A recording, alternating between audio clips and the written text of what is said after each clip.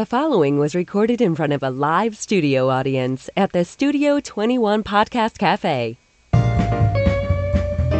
Greater Salem, New Hampshire Chamber of Commerce presents Success in the 603, a podcast focusing on Granite Staters who have had success in the public or private sector. We'll hear stories of how these people came to be, where they are, and what you can do to get there too. Sit back and enjoy. You are in wicked awesome company. Hello, everyone. I can't really hear myself that well, Ed. Welcome to Success in the 603. I can hear you. You can? Yeah. I can't hear myself. That's fine. I don't know if I have anything to say. Oh, that's better. Thank you. So, hi, everyone. Welcome to Success in the 603, a podcast initiative of the Greater Salem Chamber of Commerce. My name is Donna Morris. I serve as the president of the Greater Salem Chamber, and this is my co-host. I'm Craig Dufton. I'm the president of United Compressor and Pump and longtime chamber member. Yep. Welcome. I'm welcoming my guest today. I brought my guest, Donna Morris, and Donna has me as her guest today. So what our podcast is going to be like today, hey, how are you down there? Our podcast is going to be today is we're going to talk about where our podcast goes in the future. We're going to talk a little bit about the chamber, what's coming up for chamber leadership, talk about the leadership that's going on at the chamber, and some other fun ideas. Thank you for our studio audience being here today again. Thank you. Yay. And Ed Sullivan. Yay. We never get to mention Ed too much. I'm always here, though. Ed's always here and in the background making things happen. So this all happened because of the Greater Salem Chamber of Commerce. So it seems appropriate that we dedicate a podcast in its entirety to talk a little bit about the chamber, what it does, and how, hopefully we'll kind of do this quarterly.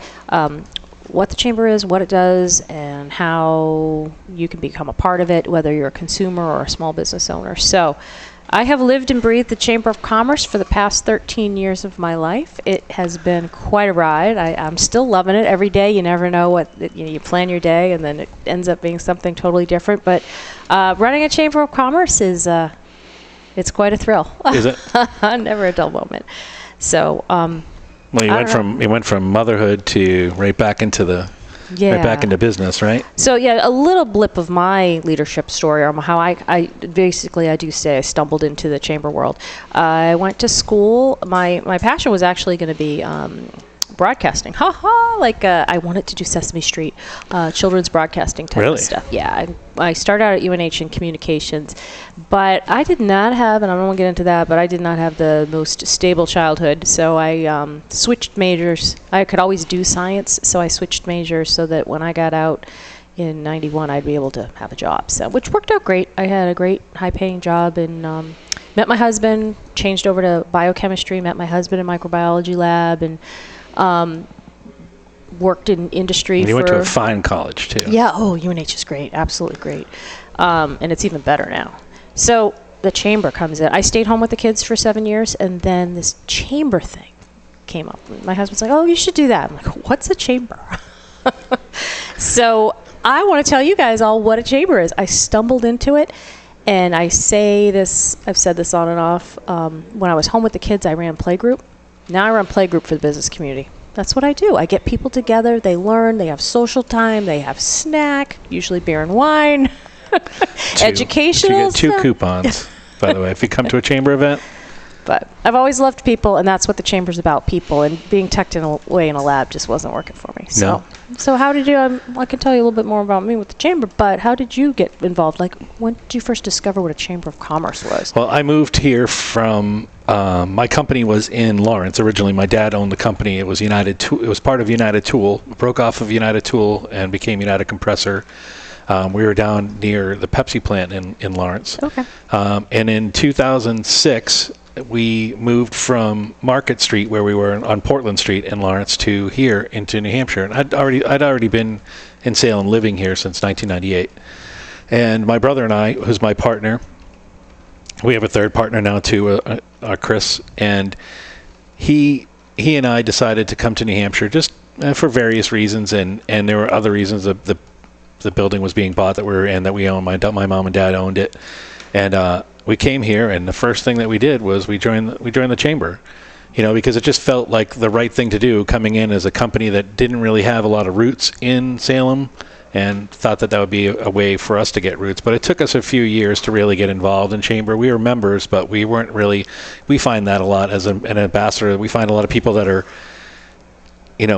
members, but they're not really active members. There's membership, and then there's, inactive membership status and active membership status. And it's probably, what would you say? It's probably anywhere from 15 to 50% sometimes, or depending on the event. Yeah, it maybe depends. More. People join the chamber for different reasons. So basically, for those of you who are like me, what is a chamber of commerce right out of the gate? There's a lot of misconceptions. People think that we're run by the town. We're not. We're a private, non-for-profit organization. We have our own tax status, which is a 501c6. So we're not charitable, so we're not tax deductible, but a lot of people will write us off as a business expense as part of their marketing and advertising. Sure. So that's, we'll get calls all the time thinking that we're part of the town. We work closely with the 5 communities that we represent: Salem, Windham, Pelham, Atkinson, and Hampstead. But a chamber they started back in the late 1700s with being the voice of the business community. That's the biggest part, was having that advocacy, and it was a result of the Stamp Act.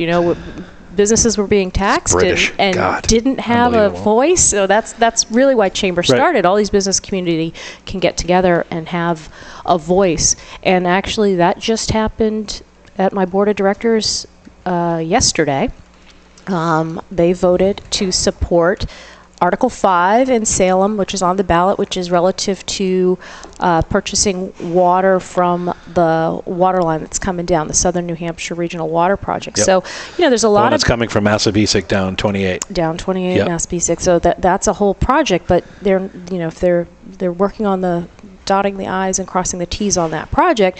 But what the Salem and Windham, my board voted in favor of, is supporting that people vote yes, that they will buy the water. So it's kind of like if you can give them the promise that you'll buy it, it's more likely that it's going to happen. If you build it, they will come. So that type of thing. We have to be committed to a certain amount every year. Right? Yeah. So it's it's over $5 million, but it's you talk about the drought. Just a couple. You were right on Canby Lake Park. Do you have a first-hand view of that? And that's our primary water supply. And now it's up at the top of North Policy Street, so it's like two different lives. But having a second supply, and we do Arlington Pond as well. I shouldn't say second, another supply that's seasonal. And actually the chamber back in the good day helped that pipeline go in for Arlington to be a supply. But Southern New Hampshire, beyond Salem, where we have Canby Lake Park as the primary source, Wyndham's had contamination issues and drought issues in the whole area. So it's really neat that the state... Lots of arsenic, and as a realtor, I find lots of arsenic in a lot of places in Southern New Hampshire too. That's in the well water, and it's a natural. And it doesn't mean it's bad. It means arsenic is just a naturally occurring substance that, unfortunately, can get in places where you have public water like ours. We can filter that stuff right out. So so the wells, how often do you monitor? What are you drinking? That type of thing, and what's been put out. So I know I'm on a little bit of a tangent, but Chamber's the voice of the business community, because those businesses don't necessarily. I'm looking around my board. I've got some Salem. Most of the businesses are located in those 5 communities, but not necessarily they can vote. I've got people that worked in Salem but live in Chester. But just that this is good for not just the businesses but also the community, because absolutely. When they're telling you can't do this and that with your water and having it monitored and stuff, and it's a regional initiative, and the pipe is being paid for by funds from the cleanup of the MTBE contaminant. So anyway, what a fun day, right? It's honestly an exciting time to live in Salem and to be in this gateway city that we're in. It must pose a lot of challenges for you, though, because you really have chamber this way. You have no chamber that you worry about this way. You have no Southern New Hampshire chamber below you, so you have the line where it stops. No, there's those Massachusetts. There's Mass Chambers, Methuen, and they claim Salem too. There's several. There's one in particular. Well, my Rotary used to be Methuen Salem, and then we broke off and became Salem. So. In the Greater Salem Chamber, we're just about 500 members, and the majority of them are from Salem. Our second biggest demographic is Windham, but our third biggest is other.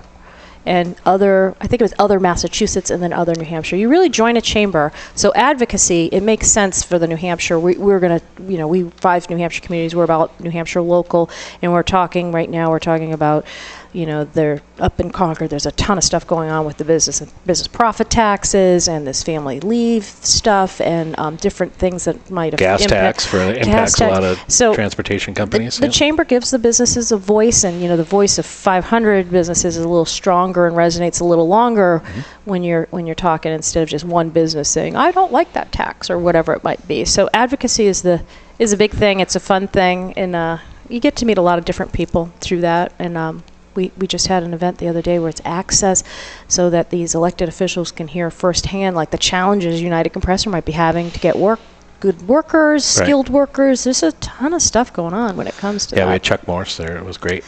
Yeah, our senator. He's the other senator from, what's her name? Birdsell from Derry's her primary location. Yeah, so advocacy is a big thing. Then so we have 5 pillars in the chamber. Advocacy is one. Information. That's another thing we do. We can connect people with state resources. We've had updates on I-93 expansion. That's wrapping up, but it's hard to believe just a couple of years ago it was 2 lanes all the way to Manchester.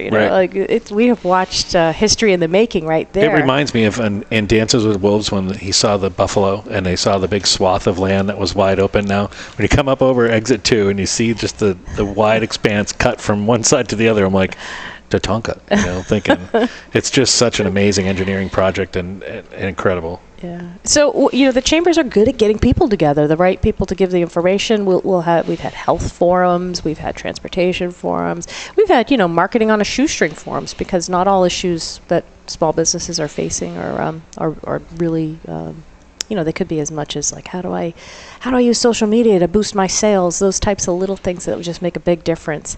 And that's another thing. Everyone kind of thinks of a chamber like, oh, big bad chamber, it's all these. We're those 500 members, we only have like 10 that are over 100 employees. We don't, it's not big business. 80% of the members of the Greater Salem Chamber of Commerce are 10 or less employees. And that's pretty much how it is throughout the state, though, too. Most small businesses are way less than 10 employees, or 50 or less, or 25 or less. Yeah. My company included. We have 7 people in my company, 8 people. Which has, its unique challenges. So. Yep. Lots of them.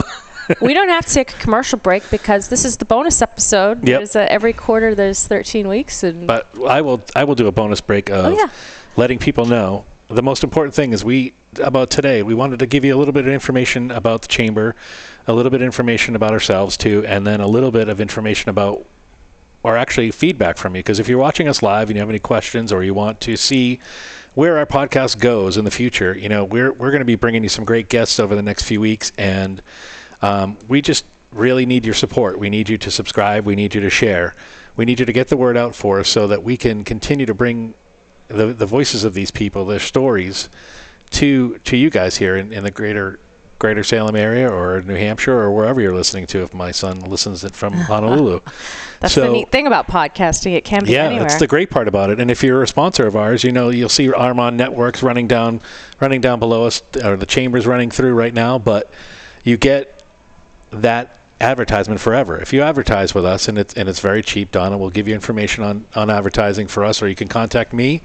You can contact us here at Success in the 603, or you can see us on the United Podcast Network TV. It's real important that you support us, so that we can continue to support you in the community, and go dig and find those stories, and bring some great stories here to the Studio 2021 Podcast Cafe. Yeah. Right, Ed? How was that plug? Was that good? It was pretty good. Yeah, it was like I had it written. You're getting the hang of it. Yeah, I'm getting better. Yeah, this has been really fun. I don't know many chambers doing podcasts, and one of the things that's happened, and I know you had such a passion about podcasting and bettering yourself, those types of things, that it was a natural fit, because the chamber, I meet all these neat people, and it's like, oh my goodness, tell my story. Tell your story.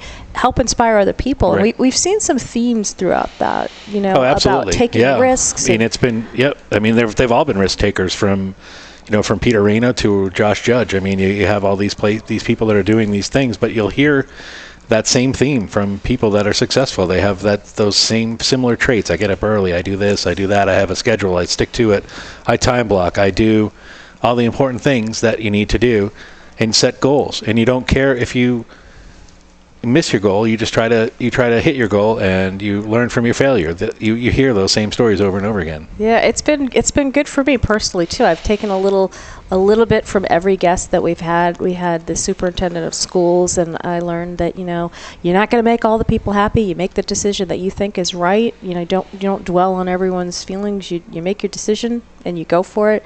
I think the biggest theme that I see is only grow when you're outside of your comfort zone. Right. You only get that you got to take the risk to get the reward, and that that's uncomfortable. You got to get to that uncomfortable space in order to be a better person or to achieve what you're trying to do. Absolutely. And got to put yourself out there. And the other theme that I really, not so much a theme, but it was almost like with the Salvation Army and with Paul Parisi. You heard a common theme of this is what I wanted to do. This was my calling. Yeah. And and hearing those stories, I love. Like, I know Ed's calling was producing, so we're going to talk about Ed Sullivan in a little bit.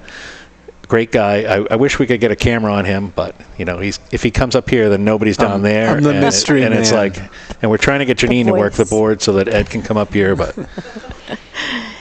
Yeah, it's true that it all boils down to you kind of go back to your passion. And I even think that, I could do science, but it wasn't my passion. And somehow I ended up back with people and helping businesses and communications. My favorite part of the chamber is, I love the podcast. I love the newsletter. I love the design part. So it ended up being business and communications. That was my minor. I went to school for business and communications, majored in biochemistry. Your passion pulls you back and that's what I think has been a theme. Like, the passion pulls you back into where you're supposed to be, so that you can make the most of it. So. Nice. See, we're getting a little bit behind the glass. Yeah, but this all goes away if you don't like us on UnitedPodcastNetwork.tv. That's true. And it's we not need just subscribers. us. We need sponsors. It's not that much money. It's like a few $100s a quarter, and you get permanent advertising with us. We mention you. We'll give you a 2 or 3 boosts every time we're talking, and we're always constantly talking about our sponsors. We're going to eat at our sponsors' places. We're banking with our sponsors. We're putting our insurance in with our sponsor. What other? It's true. I mean, if I have a problem with my network, guess who I'm calling? Yeah. So I think it's important to, as a local. This was the whole my vision of our podcast has really come true, because it was to take the national podcasts that you hear from all these different guys, the success stories of people nationally. There's some great success stories out there, but I thought that there'd be just as many, if not more, locally. And it may not be as interesting to other people, but it's really interesting to me to see how people got to where they got. And I hope we can bring more and more of it, and in weeks and weeks and maybe years and years of this show, and politicians to farmers, I don't movie care. Stars. Yeah, movie stars. Let's get Adam Sandler. If anybody knows Adam Sandler or any of these, Triple H, if you can get them in touch with us, we want to hear their story, Yeah, and hopefully we'll grow from that. That's the thing. New Hampshire is so special, and that's what I like, that we didn't do this podcast. Success in New England. Or Salem stories. Right. I mean, we're down in Salem, but there's just so many other great stories out there from, people up north and starting ski resorts. And it just, we have a pioneering spirit, and I don't think there's any shortage of people that we can have on. So again, if you go to see us on Facebook, Success in the 603, give us a comment of who you'd like to see. We're Facebook. For those who are on Facebook Live, if anybody's watching us, and we want to talk to Dean Kamen, we want to talk to Joe Farrow, we're going to talk to all these people, but we need to get a little bit of momentum going behind us and show people that it's worth their time to come down here. And I think people like Josh Judge helping us, we'll get Senator Morse here, and we'll have some other people in line. We already have Jane Shaheen is picking her time in March. She's coming on in March, and she's got a great story that, again, she had first told at a chamber event about how she got involved in politics, and it was basically because there was a curfew in her college and for women, and she's like, hey, what's going on? Right. And don't tell the rest of the story now. No, I won't. But you get bit by that, I can make a difference type of thing. So See, yeah, she finds another person who finds their calling. Yeah, you know? it's pretty cool. Annie Custer is a Democrat in the House full of Republicans. You know? How'd that happen? It's crazy. We'll love to hear their stories, and we're not going to get political with these people either. We want you to hear their genuine story. We want you to hear the stories behind their lives and how they got to there, who supported them, who was their mentor, who helped them, what do they do every day that helps them continue the success? Do they read? Do they write? Do they watch TV? Do they read the Wall Street Journal? I mean, and what would they tell their younger selves? I think that's key. I love that oh question. my gosh, Yeah. if you could go back in time, and what quote guides you? That's also a good one too, because that, you know, you keep that in front of you and like, oh yeah, was this in alignment with what guides me? Because I know me, I get very easily distracted. I'm like, oh, okay, you know. All of a sudden you wake up and you're 3 years down the wrong road, like, no, got to keep focusing on where you want to be and what you love. So well, let's talk really quick about, and I'm cutting you off here because I want to hear about, I'm involved in leadership, what would we call that? Leadership Southern New Hampshire. Leadership Southern New Hampshire. Yeah. And it's six classes once a month, and it's an all-day event, and we did our first one last month in Salem and in Wyndham. We went to the Searles Chapel. It was an amazing time. It's a group of people from Holy Family to small businessmen to people working at Tuscan Kitchen, you know, and it really was great. I think you should expand on it a little bit more. Yes, it's my favorite program. A lot of chambers do offer leadership programs, and the idea is ours is a little different in that we cover most of the time we're going to cover two topics. So, but a leadership program is about cultivating future leaders in your community. So, three basic parts. One is, what are the facets that make a community run? Government affairs, economic development, history, health services, education. Those are all the different facets that this group, the same group, meets one day a month for 6 months that they'll explore. So it's about what are those pieces that make our community run? Who are the influential people within those facets? So, you know, if we're talking health, then we're talking to directly talking to the president of the hospital. You know, if we're talking economic development, we've got lined up Will Arvello from the Business and Economic Affairs group at the state. He's the deputy, and we've got Joe Farrow. Well, actually, Joe can't be there this year, but his engineer is going to, like, what's going on with economic development. You can't not talk that in Southern New Hampshire without that project. Absolutely. So it's the people. When we go up to the State House, we'll have some time with the governor and our senators, the influential people within those facets, whether they be, you know, police, fire, healthcare, whatnot. And then the third part is how these people, the future leaders, how they understand what their roles are within that. I mean, police and fire is not an island. It's a community. You know, you have your business catches on fire. Isn't it good that you know how that system works and that they can call, or you can, or you get the support. Yeah, I guess I should say that was bad. Please no. But you know, you just know that how it works and how there's a business relationship between all these things. You know, where can people go to see that information online? Can they go to the chamber? There's a section under the chamber, GS Chamber? Well, it's pulled because the leadership program, you commit in January and then it goes till June. So even if someone was interested now, you can't really jump on board. You have to look for next year. They'll be part of next year's crew. Yeah, absolutely, next year's crew. There's probably something if you Googled on our website leadership, but there's no sign-ups or anything like that out there now. It's great. I know that the state of New Hampshire has a leadership program. Manchester Chamber offers one as well. There's a Seacoast leadership. So one of my goals as the chamber was I want a leadership program. I had been talking about it for like 6 years, and last year I launched that because my chairman of the board, Aaron Daly, said, just do it. You got this. And you know what? I was outside of my comfort zone, and I did it. And excellent. That's exactly, it's the same story that we hear all over here. Like, how do I get there? Well, I didn't have all 6 sessions lined up, and I was outside of my comfort zone, and I did it, and it went well, and I think and now it's easier this year.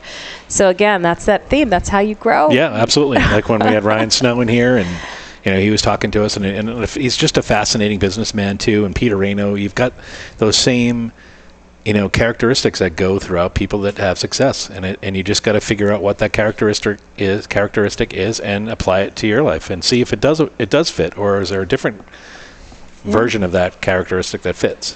So, and to that point, I think that we have a pretty good library. If people do go to the UnitedPodcastNetwork.tv, there's a whole library of different podcasts that come in here and use the studio. Ours is there. You click on it, but you haven't missed anything, because you can go back and, Right. you're talking about Ryan. You can click on that. You're talking about Josh Judd. You guys can listen at any time and say, "Oh, Yeah, that's interesting." there just have some amazing numbers and some amazing people on that. When you go back and you think of the 12, 13 people that we've talked to over the last 4 months, I mean the Philharmonic, the guys from the Philharmonic, Gary and Mark.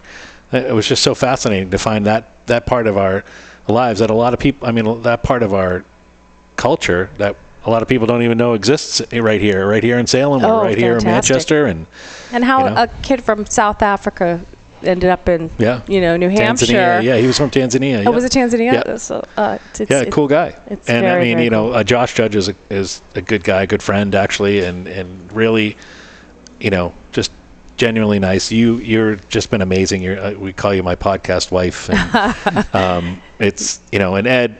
Let's talk about Ed for a few minutes, because we love Ed. I've heard every episode of this, coincidentally.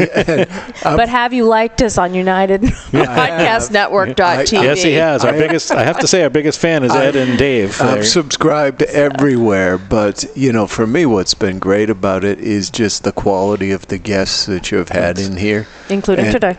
Including today. All three of us. We're stepping it up. We're stepping up our game. For me, it's always interesting to hear the background and sort of figure out, okay, how did they get from where they were to where they are today? Right. Oh, yeah. And, Craig gave me the floor, so I'll talk a little bit about how I got into the producer's seat, which is sort of an interesting journey. I love it. You know.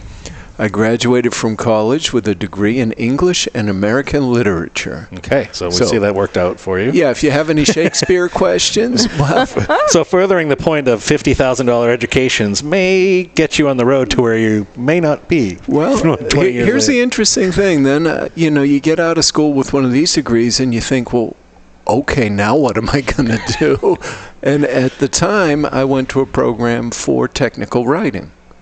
I knew nothing about computers, and, that was in '83, so it wasn't as big as it is today. Yeah, sure. I went to the program. Half of it was computer programming, half was writing. And I fell in love with the computer programming. So I took a job for less money than the writing would have paid, because it's what I wanted to do. I've across my career, I think 5 times taken jobs for less money than I was making, and it's always worked out great. Nice. So spent 30 years doing computers, and most recently 2 years ago I was vice president of engineering at a healthcare company. Wow. And then I realized all of a sudden, this is not fun anymore. I think I sort of lost track of being close to the work, right? And at various times as a VP, I had as many as 700 employees working in my organization. Wow. So, I certainly was successful in the air quotes, as far as everyone else was concerned, but I wasn't getting what I needed out of that. So I came up to Two Guys Smoke Shop, which has Studio 21 Podcast Cafe above it. Dave had recently launched this, and I said to him, hey, how do I get to do that? No idea about audio. I figured, and this is where I always had fun, is jump into something, see if you can do it. I think I get... You never know until you try, right? Maybe I should skydive, right? Because I think I get a real kick out of that sort of thing. And then in the meantime, I've gone to podcast engineering school. I'm taking another class now. So nice. And as you mentioned, there's so many shows on the network. For me, the whole week is fascinating, right? I'm moving from one topic to the next. And so for me, I feel more successful sitting here than when I had the big office with 700 employees. So I think it's interesting how, how do you define what your definition success? of success is. Yeah, right. Absolutely. Yeah. Well, we're all on this planet for only a little bit of time, so you may as well be enjoying your time, you know? And I would encourage people, if you find you don't love your job, well, think about that. You can do something else. Skills transfer to other areas. You can always make money. People make money. If you have your mind set to it, you can make money. It's just a matter of how you're doing it. Are you enjoying it? Are you working to live, living to work? I know, Craig, but 2 years ago I made 25 times as much as I'm making right now. All right, well, that may be a little bit more enjoyable. I mean, a little more rocket fuel for you to do what you want to do. For advice, I would say, never spend as much as you're making, because it starts to limit the options for what you can do. So I was always able to say, okay, I can take less money because I'm interested in that opportunity. How about a quote from you, Ed? You got a famous quote for us? And you've heard plenty of our shows. I know I'm putting you on the spot. But I wasn't prepared. Give me... You talk for a while, and then I'll come up with something. Yeah. All right. Well, I'm just ecstatic to be here. Every week we have new and exciting things to talk about, and you and I. Wow, I'm going to go to the English major on how to correctly say that. We've had a great relationship over these last few months, and it's been great. And it's gotten me even further involved in the chamber and involved in the community. And I just think it's important. I don't know if it's your obligation as a business owner, but I think it's important. It makes you a more well-rounded business owner, I think, from my own perspective, to be involved in the community. And even though, a lot of the companies that are, in the chamber, some are my customers, some aren't my customers. It's really not the reason why I got into the chamber. It was really more just to be part of that community and feel like, we're picking up from Lawrence and we're putting down in Salem, and we wanted to be part of the business community here in Salem, because we weren't really part of the business community in Lawrence. And I think it's been great. Well, I'm glad you did. And I'm actually glad, too. I have to thank you to turn into my chamber husband, my podcast husband, because this was, again, I was very much like, we can't start this until we have full funding and people lined up, and you're like, no, we're going to do it. So I got outside of my comfort zone. And that's good, because I was worried. I'm like, I don't know if I'm going to know what to say. We both did. I've never done anything like this in my life. Have I ever done anything crazy like this? I mean, I was inspired. Well, yeah, right. Well, that's another podcast show. Probably a late night one. Craziness with Craig. But yeah, I mean, 8 months ago, I was listening. I'm walking. I love to walk on the trail down the beautiful bike ped corridor that we have here in Salem, and I just listen to podcasts every day. I would listen to different people, Hal Elrod and other people, and I just was like, wow, this is great. I think we need to do this on a local level. And Don and I were at a Rotary breakfast or something, and I'm like, hey, I got an idea. And you're like, oh, I got an idea too. And so here we are. Morphed into this, which is good, because I was just going to have people come on and talk about their business, and you were more about what's their passion and their leadership and how to be a better person. I'm like, oh my gosh, I love leadership. If we can turn this into a success story thing, and have some business people, have some nonprofit people on. I love hearing people's stories, and people like to talk about themselves. They do. This is good. They do. So, I mean, we've had an ambassador on our show. We've had a state fire marshal on our show. How about Chef We've Nicole? had a meteorologist on our show. We've had food on our show. We're gonna have Pika's on our show. They're coming up soon when Papa Pika gets back from being a snowbird. We're getting them on, and they're gonna bring food in here, and we're gonna.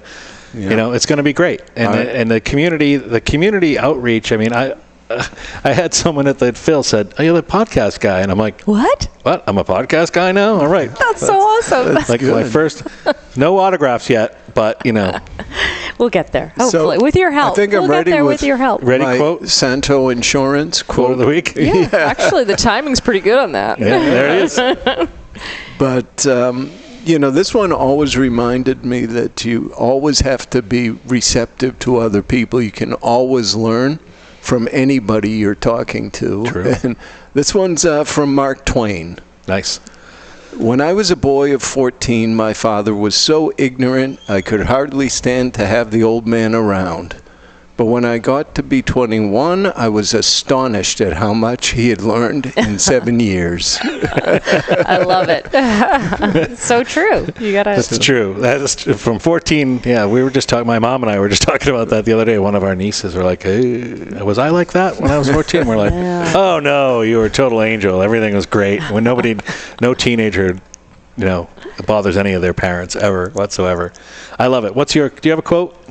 I can't think of one offhand. I do. My George Eliot one. You're never too old to become what you've always wanted to be. I like that. That's one of my favorite ones. I had that on. That. What's that? My father. Your father? Yes, Janine's father, Bill Goslin. I wish he was still with us. He would be great to talk to. He had a great life. Korean War vet. Was first football coach here at Woodbury High School. Yeah? Yep, back in the day, and he's a Arizona State graduate, All-American football player. I mean, it was just a great, like a life story like you read from those Tom Brokaw, the Greatest Generation novel. It's just absolutely incredible. And he always used to say, do your best and forget the rest. Oh, that's cool. That's another great quote. Actually, once you said sports, again,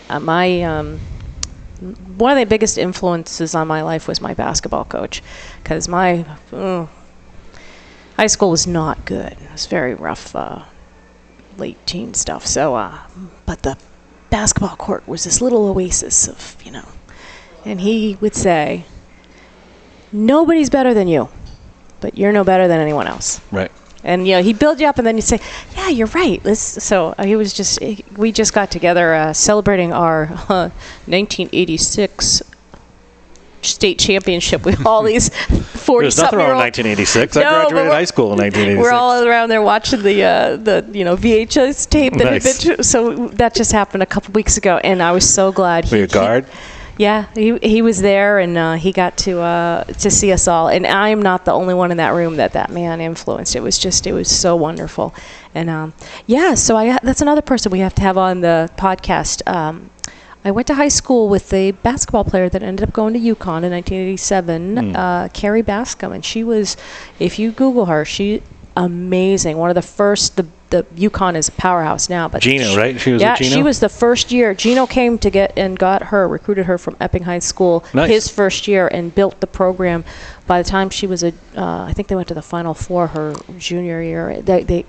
She's got a great story about basketball in this little small town. It's like, my job was, I say all the time, pass the ball to Carrie Bascom. It's my job. It's an easy job. Assist leader for the season. But speaking of that, speaking of great guests, if you are listening to us out there, or if you're watching live, and you know somebody, please, share their story with us. We want to hear story. I don't care if they're from Pittsburgh, New Hampshire, or they're from Keene, or they're from Portsmouth. I mean, we want to hear great success stories here in the 603, and share them so that other people can be successful. Yeah, I mean, this is. When you go into the Podcast Network TV, you're going to see a bunch of different people that are from New Hampshire too, as well. There's a lot of different shows on here that are great. One guy who's from right across over the border, Tom Duggan's always pushing our show. Every time he has his podcast, he's right before us, and he's the editor and the owner, and he runs the Valley Patriot. And I just wanted to give him a plug too, because he has just been such a great supporter of ours from day one. Absolutely. He just celebrated his 1 year anniversary here podcasting, and he had me on the show, and it was great. And we're going to have other people from other podcasts on our shows over the next few weeks, and it's going to be excellent. So that's all available on UnitedPodcastNetwork.tv. Subscribe to there. Find something else you like. If you're interested in doing a podcast, there's a great podcast that Ed does with Dave Garofalo, the owner of Two Guys Smoke Shop and the owner of Studio 21 Podcast Cafe.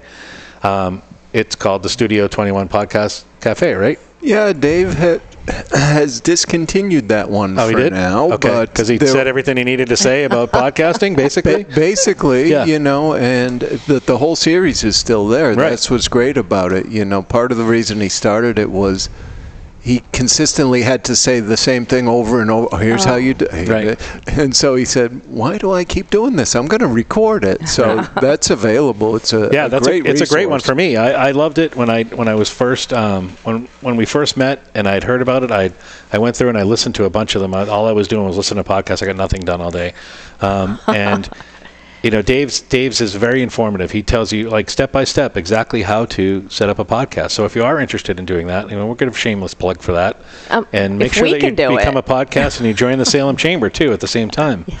If we could do a podcast, you got a great idea. It's true. Maybe we've inspired you. That's cool. I hope so. I'd love to do another podcast too myself later on, and maybe do something different. But I think it's a great start, and I think we've had a great first quarter, and I really do.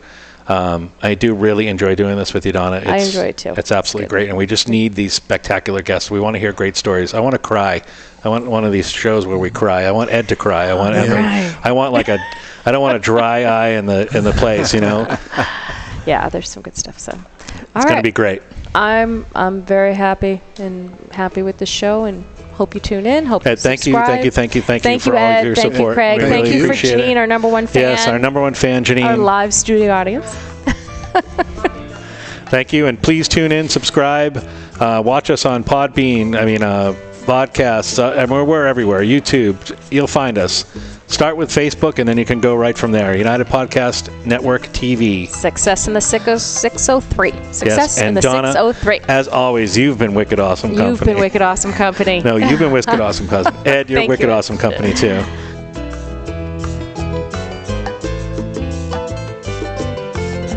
The views and opinions expressed by the hosts, guests, or callers of this program do not necessarily reflect the opinions of the Studio 21 Podcast Cafe, the United Podcast Network, its partners, or affiliates.